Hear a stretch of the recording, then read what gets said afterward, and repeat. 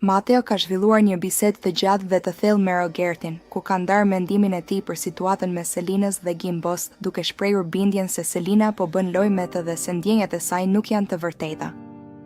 Kjo bisedë ka ndodhur në një moment të qetë në shtëpi, por fjalët e Mateos kanë qenë shumë të forta dhe kanë ngjallur diskutime të shumta.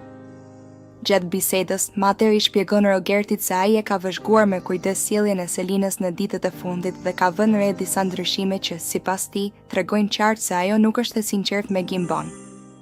Ai shprehet se afrimiteti i saj me të duket më shumë si një strategji për lojën sesa si një ndjenjë e vërtetë. Sipas Mateos, mënyra se si Selina sillet me Gimbon është e paqëndrueshme dhe shpesh kontradiktore. Ai thotë se në disa momente ajo duket shumë e afërt me të, ndërsa në momente të tjera mban distancë dhe sillet thot, gjë që sipas tij tregon se ajo nuk ka ndjenja të sinqerta.